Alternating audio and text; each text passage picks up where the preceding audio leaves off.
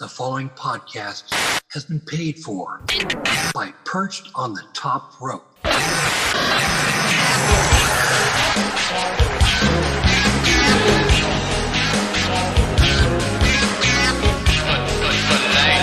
What's up, everybody? It's your boy, the 2010 and 2011 Mr. Puss in Boots, the most entertaining, the most interesting luchador of all professional wrestling, Lucha Libre Dorado. And I'm also the MLW World Middleweight Champion. And you're listening to Perched on the Top Rope.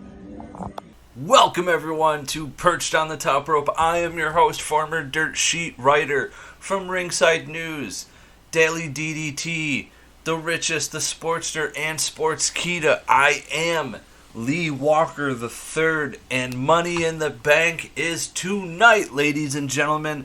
And we are going to do Money in the Bank predictions today. And let's start off with the women's Money in the Bank. The qualifying matches began on June 17th on Raw. The qualifiers were held as a series of 6 triple threat matches with 3 each on Raw and SmackDown. Io Sky claimed Raw's first spot by defeating Kiana James and Zelina Vega. Chelsea Green became the first on SmackDown to qualify by defeating Bianca Belair and Mia Yim. On the 21st episode of SmackDown in June. On June 24th on Raw, Lyra Valkyria became the second to qualify on Raw by defeating Kairi Sane and Shayna Baszler. SmackDown's final 2 spots were determined on June 28th, and that's where we saw Tiffany Stratton defeat Jade Cargill and Candice LeRae, and Naomi defeat Blair Davenport and Indy Hartwell. Well, Raw's final spot was won by Zoey Stark, who defeated Dakota Kai and Ivy Neville on July 1st's episode of Monday Night Raw. So there you have it, folks.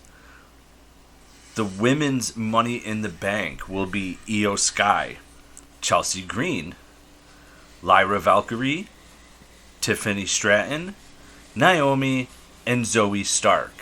Now, in this match, to me, there is 2 names that really stand out. And they are Chelsea Green and Tiffany Stratton. Tiffany has been pushed to the moon by the WWE Universe. And let's face it, I think it's Tiffy time. I'm personally going to say that Tiffany Stratton wins tonight's Money in the Bank ladder match. And I will think you'll see it come down to her and Chelsea Green on the ladder. You know, an obvious would be you do have former world champions Naomi and Io Sky in the match. But I'm seeing it being Tiffany. It feels like the writing is on the wall. She's been pushed to the max. And compared to the rest of the card in the match, they don't have the same push that she does going into this.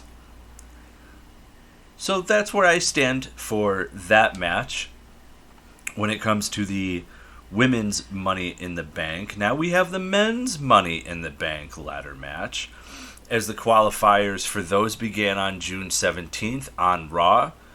Again, the same way. It was a series of 6 triple threat matches with 3 on Raw and 3 on SmackDown. Jey Uso won Raw's first spot by defeating Finn Balor and Rey Mysterio.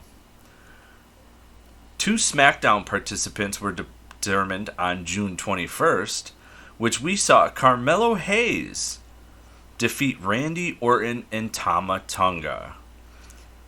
And on that same night, we saw Andrade qualify by defeating Grayson Waller and Kevin Owens.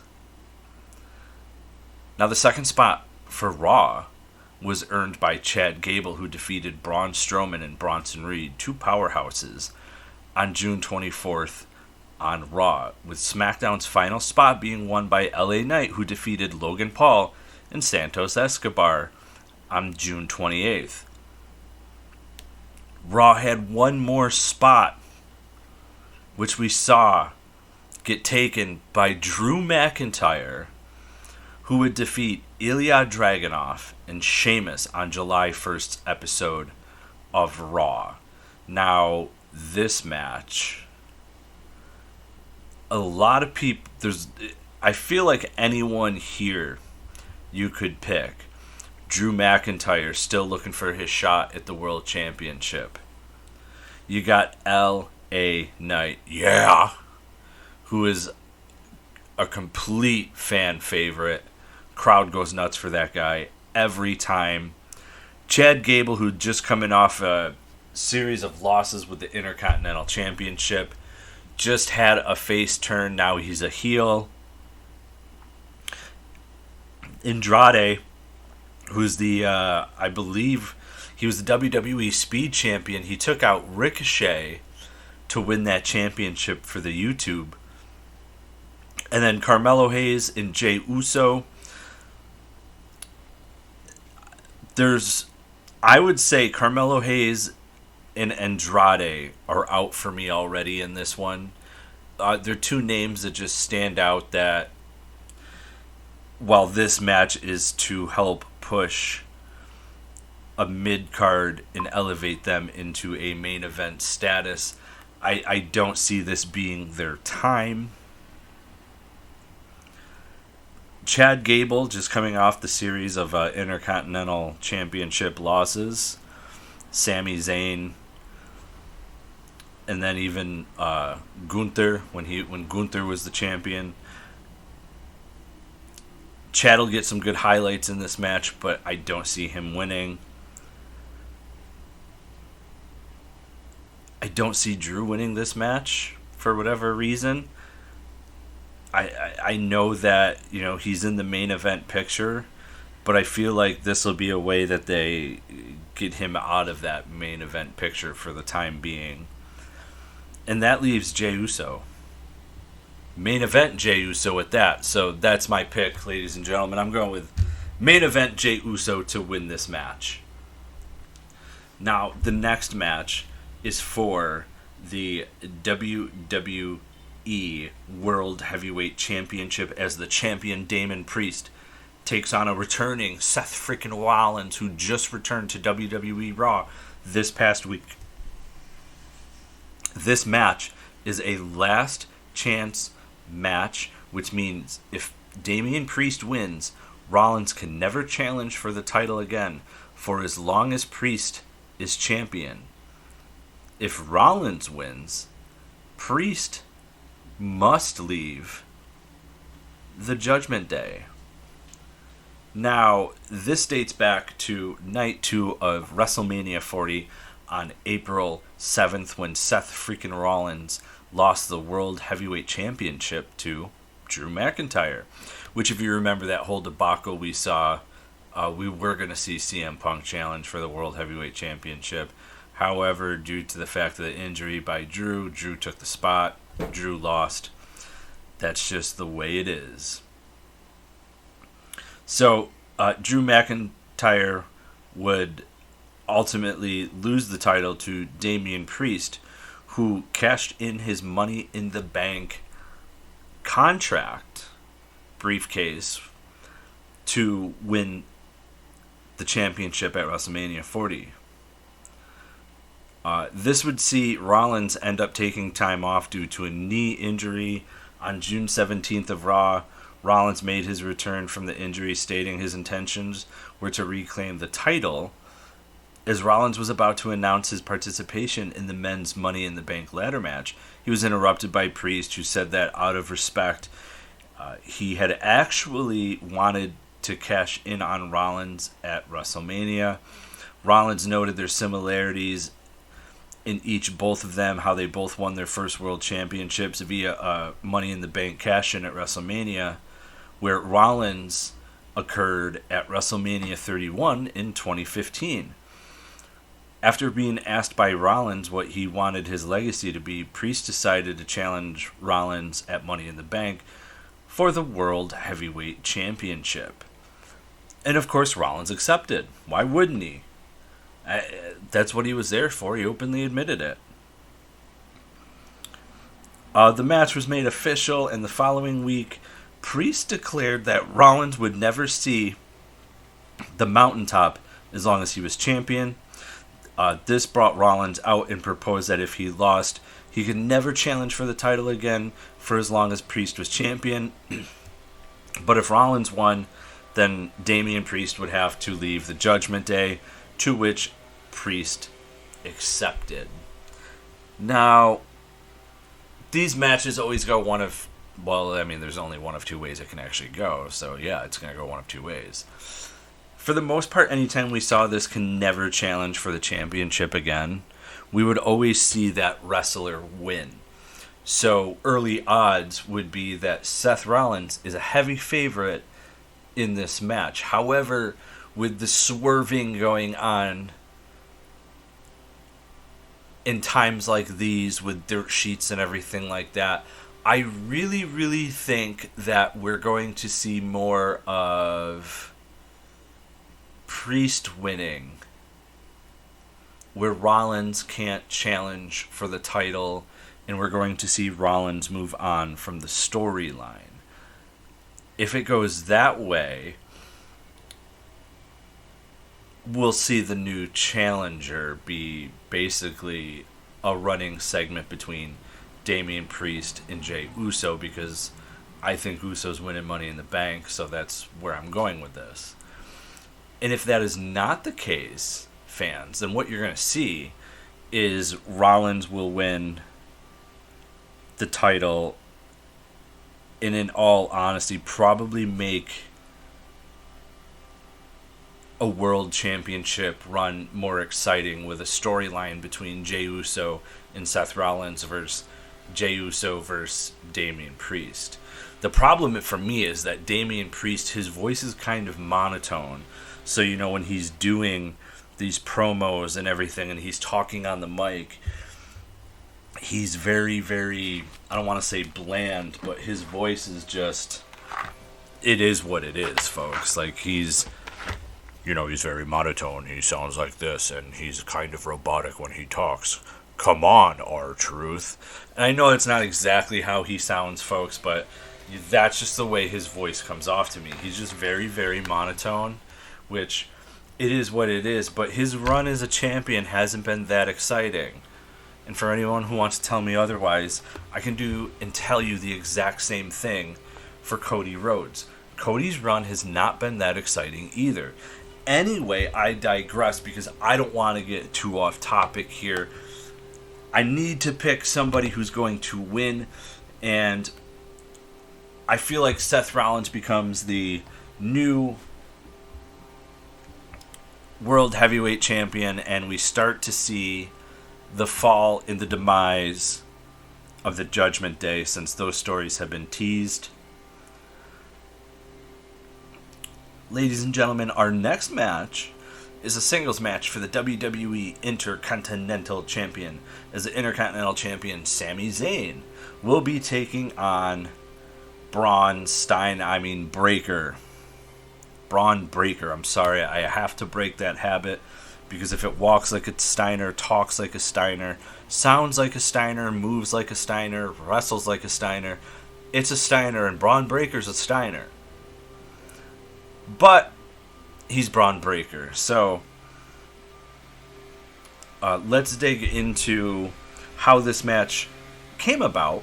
And everything happened June 17th on an episode of Raw where Sami Zayn was celebrating his successful Intercontinental Championship defense at Clash at the Castle in Scotland, when he was interrupted by Bron Breakker, who stated that he wanted Zayn's championship.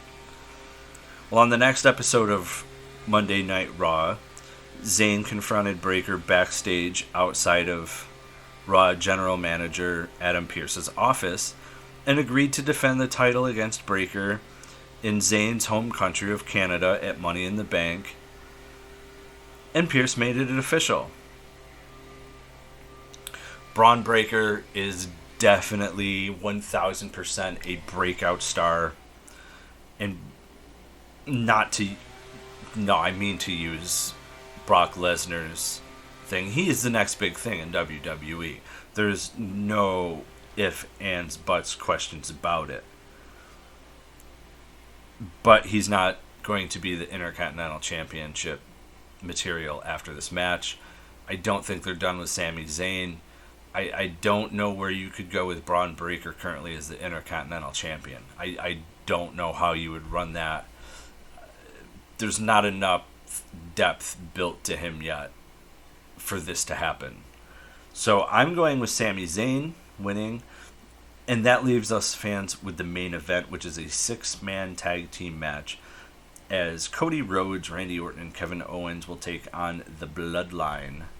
Any three of Solo Sikoa, Tama Tonga, Tonga Loa, and Jacob Fatu. We don't know what three yet. My best bet would be it's going to be Solo, Tama Tonga, and Jacob Fatu. Tonga Loa will be on the outside and have some sort of interference. Now, this all came about when in April, Solo Sikoa became the de facto leader of the Bloodline after Roman Reigns lost the undisputed WWE Championship to Cody Rhodes at Night 2 at WrestleMania 40. We would see Reigns take a hiatus. He went to go film a movie. The following SmackDown, Sikoa introduced Tama Tonga as the newest addition to the group. During this time, Kevin Owens and Randy Orton, who had previously had their own issues with the Bloodline, began to team up against the stable. And at Backlash in France, the Bloodline's newest member, Tonga Loa, helped Tama and Sikoa defeat Owens and Orton in a street fight match. Well, Owens and Orton continued to be involved in numerous matches against the Bloodline, including these qualifying matches for Money in the Bank. After Rhodes had successfully defended his undisputed WWE Championship at Clash at the Castle in Scotland, he was attacked by the Bloodline, and we would see Orton and Owens make the save and help Cody Rhodes. On the following episode of SmackDown, Orton and Tama had competed in a Money in the Bank qualifying match, but despite Loa's interference, they both lost. Later, Owens was attacked by Tama and Loa, which would cost him his qualifying match. Also that same night, a non-title match between Solo Sikoa and Cody Rhodes ended in a no contest after another interference from the Bloodline. Again, we would see Owens and Orton go to save Rhodes, but they were all attacked by a new Bloodline member, Jacob Fatu. I know Jacob very well from MLW. This man is a monster. And on June 24th, the 6-man tag team match pitting the Bloodline versus Rhodes, Owen, and Orton was announced for Money in the Bank. Now, this past SmackDown, it was teased that we are going to see Roman Reigns come back very soon. And if we get that, we're going to start to see a new Bloodline form, as Roman will not be fighting the Bloodline alone. This is going to be very interesting, and if I have to pick a winner for this match, I'm going to go with the Bloodline, because they need to be made to look strong right now. And what makes you look stronger than defeating the current WWE World Heavyweight Champion? What makes you look strong than beating former 14-time WWE Champion and defeating Kevin Owens, another former World Champion? Yeah, fans, this to me is very clear. The Bloodline wins. Now, say what you want, because Solo Sikoa has quite the losing record. They're heels and everything. But when Roman was in charge of the Bloodline, they were very strong. Losing didn't happen often. And I think this is the momentum that's needed for this new Bloodline. And the fact that they're over, even though they're losing. But this is a match that is very pivotal and vital to the Bloodline to win for that return for Roman Reigns. Because they need to come out looking very, very strong for when Roman returns. And you don't look strong if you constantly lose. So that's where I'm going with this. The Bloodline wins, even though we don't know the three competitors. So I'm going to break down the matches one last time and announce who I have as the picks. For the women's Money in the Bank, I have decided to go with Tiffany Stratton. For the men's Money in the Bank, I have gone with main event Jey Uso. In the last chance match for the World Heavyweight Championship, Damian Priest vs. Seth Rollins, I have picked hashtag and new World Heavyweight Champion, Seth Freakin Rollins. For the WWE Intercontinental Championship, I have Sami Zayn retaining his Intercontinental Championship. And in the 6-man tag team match, I have the Bloodline defeating Cody Rhodes, Randy Orton, and Kevin Owens. Now, ladies and gentlemen, this coming Tuesday, I will have a very special interview with Rob Van Dam. On Thursday, I have a special interview with former WCW ring announcer David Penzer. So fans, to listen to this podcast, in anywhere podcasts are found, listen to Perched on the Top Rope on Apple, Google, Spotify, Podbean, Podbay, Red Circle, Stitcher, you name it, we're there. It's Perched on the Top Rope. This show is internationally ranked on Chartable in over 20 countries and has been heard in well over 50 countries and has charted in over 30 countries. For all of you who listen to the podcast side of this show, Perched on the Top Rope, I thank you. Those interviews I mentioned, if you like watching the interviews as opposed to listening, well, you're lucky. You can go to youtube.com at Perched on the Top Rope or youtube.com/Perched on the Top Rope, and you can watch those interviews with Rob Van Dam, David Penzer, and over 30 WWE Hall of Famers have been perched on the top rope. So make sure you go to youtube.com and you subscribe, like, and comment on those videos. Fans, you can find us on Facebook at facebook.com/Perched on the Top Rope, where we are over 11,000 strong. You can find us on TikTok at Perched on the Top Rope. You can find us on Instagram at Perched on the Top Rope Podcast, and that also goes for Threads, ladies and gentlemen, Perched on the Top Rope Podcast. And you can find us on X at Perched Top Rope. Ladies and gentlemen, enjoy Money in the Bank. I will be back Tuesday for another exciting episode of Perched on the Top Rope. Fans, remember, spoiler free's the way to be. I'm out.